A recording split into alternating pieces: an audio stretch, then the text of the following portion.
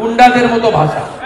আমি প্রকাশ্য সবাই বলেছি, কোন সংবিধানকে সামনে রেখে মন্ত্রমুক্তির শপথ নেওয়া কোন জনপ্রতিনিধির মুখে এই ভাষা হতে পারে না। আমি বলবো পশ্চিমবাংলার মুখ্যমন্ত্রী নিশ্চিতভাবে এই ধরনের ভাষা পশ্চিমবাংলার শান্তিপ্রিয় জনগণ গ্রহণ করবেন।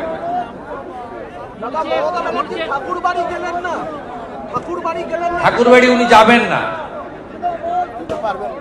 কারণ উনি সিএর বিরোধিতা করেছেন, ঠাকুর গুরুচাঁদ ঠাকুরের নামের বক্তব্য করেছেন, বিনা পানি দেবী মায়ের চিকিৎসা নিয়ে ব্যঙ্গ করেছেন এবং তিনি সনাতনের বিরোধী, হিন্দু ধর্মকে গন্ধা ধর্ম বলেন, মহাকুম্ভকে মৃত্যু কুম্ভ বলেন।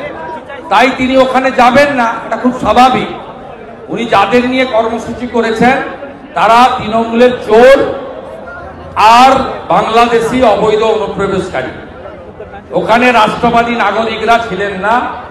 এবং আজকে স্বাধীনতার পরে একমাত্র প্রধানমন্ত্রী নরেন্দ্র মোদী, যিনি ঠাকুরের জন্মস্থান ওরাকান্দি বাংলাদেশে গেছেন, অন্য কেউ যায়। শান্তনু ঠাকুরকে বলেছেন, শান্তনু ঠাকুরকে মমতা বন্দ্যোপাধ্যায় আক্রমণ করে বলেছেন বিদেশ পালিয়েছে ভয়ে, উনি অ্যারেস্ট হবেন এবং উনি এলেই উনি অ্যারেস্ট হবেন, তাই বলেছেন মমতা। ওনার ক্ষমতা থাকলে উনি করে অ্যারেস্ট করে দেখবেন। একজন কেন্দ্রীয় মন্ত্রী, তিনি সরকারি কাজে গেছেন এবং তিনি ফিরেও এসেছেন 24 তারিখে। উনি জানেন না, উনি এরকম ব্যক্তিগত আক্রমণ করে চমকান, চমকে লাভ হবে না। আমাকেই তো চমকাতেন, কোনো দিনই প্রমাণ করতে পারেননি আমার বিরুদ্ধে কিছু। অত উনার এসব চমকানি ধমকানি জানে। শান্তনু খুব শক্ত ছেলে, তার পরিবার অত্যন্ত শক্ত। ও জানে না আমি যেমন মন্ত্রিত্ব ছেড়ে উনাকে চ্যালেঞ্জ করেছি, শান্তনুর বাবা মঞ্জুর কৃষ্ণ ঠাকুরকে কিন্তু উনি তাড়াননি। উনি উদ্বাস্তু কল্যাণ মন্ত্রী ছিলেন, মন্ত্রিসভা থেকে পদত্যাগ করে তিনি কিন্তু উনাকে চ্যালেঞ্জ করে মতুয়া সমাজকে রক্ষা করার জন্য সিএ এর পক্ষে কাজ করেছেন। মমতা বন্দ্যোপাধ্যায় এগুলো জানেন না। উনি আজকে যেগুলো বলেছেন গুন্ডাদের মতো ভাষা, এবং এই ভাষা কোন প্রশাসনিক কর্তৃ, রাজনৈতিক নেত্রীর মুখে মানে না। ভোটে জিতে সারা দেশ ঘুরবেন, ভোটে জিতে সারা দেশ ঘুরবেন। উনি 21 সালের পরেও ঘুরেছিলেন এবং উনি যার মাথায় হাত দেন তিনি কদিন আগে তেজস্বীকে আশীর্বাদ করেছেন একদম। উনি অখিলেশের হয়ে প্রচারে গেছিলেন বেনারসে, কি কঠিন অবস্থা। কেউ নেবে না ওনাকে, ওনাকে ডাকে না কেউ। যিনি হিন্দু ধর্মকে গন্ধা ধর্ম বলেন, মহাকুম্ভকে মৃত্যু কুম্ভ বলেন, রাম মন্দির উদ্বোধনের দিন মিছিল করেন, পিতৃপক্ষে দুর্গা ঠাকুর উদ্বোধন করেন, মাথায় হিজাব পরে কান বের করে ফিতা কাটতে যান, তিনি যেখানেই যাবেন সনাতনীরা, রাষ্ট্রবাদীরা ওনাকে হারাবে।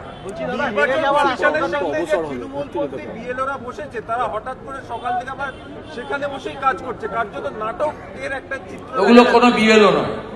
আমি সোশ্যাল মিডিয়ায় পোস্ট করে দিয়েছি, দেখবেন সব ভাইপোর টেনিয়া, লাল চুল কানে দুল, লাল চুল কানে দুল, দেখবেন হাতে মাকড়ি, পায়ে লোটোর জুতো, জেল লাগানো চুল, হাতে 2-3টে আইফোন, চোর সব, ডাকাত, বালি চোর, কয়লা চোর, ভেটারেন চোর।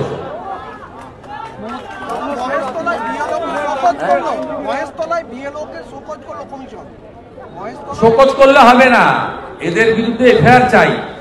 বিহারে 432 জনের নামে এফআইআর হয়েছে, 52 জন জেলে আছে।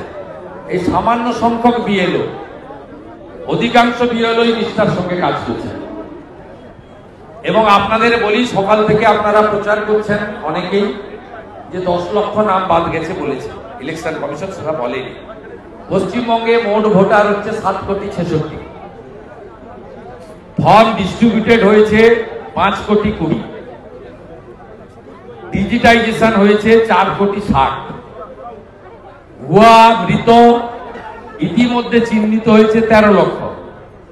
12 লক্ষ ম্যাচিং হয়নি, 22 লক্ষ ম্যাচিং হয়নি। আপনি নিশ্চিত রাখুন এই কাজটা ইলেকশন কমিশনের, কিন্তু আমি গ্রাউন্ডে কাজ করি দীর্ঘদিন ধরে, কাউন্সিলর, এমপি, এমএলএ, ভোটে লড়েছি, জিতেছি, মমতা ব্যানার্জিকে হারিয়েছি, সিপিএম এর সময় লক্ষণ সেনকে হারিয়েছি। তা আপনি নিশ্চিন্ত থাকুন, 80% এসআইআর সফল হলেও 1 কোটি ভুয়া, মৃত, ডবল ট্রিপল এন্ট্রি এবং বাংলাদেশি অবৈধ মুসলিম অনুপ্রবেশকারীর নাম বাদ যাবে। কোন ভারতীয়, সে হিন্দু হন, মুসলিম হন, তার কোনো চিন্তা নেই, তার কারণ নাম বাদ যাবে না, যাওয়ার কোনো স্কোপ নেই। অর্থাৎ এগুলোতে বিভ্রান্ত হওয়ার দরকার নেই। ইলেকশন কমিশন এবং সিও অফিস তারা চেষ্টা করছেন, মমতা ব্যানার্জি চেষ্টা করছেন এসআইআর কে ভণ্ডুল করার জন্য। আমরা অরিড নই, গেল রব আমরা তুলছি না। 7ই ফেব্রুয়ারি 2026 ভোটার তালিকা না হলে ভোট হবে না, আর ভোট না হলে সরকার হবে না, সরকার না হলে 5ই মে 2026 রাষ্ট্রপতি শাসন হবে। অতএব এটা নিয়ে অনেকটাই দায় ইলেকশন কমিশন এবং মমতা ব্যানার্জি, বিজেপির খুব একটা দায়।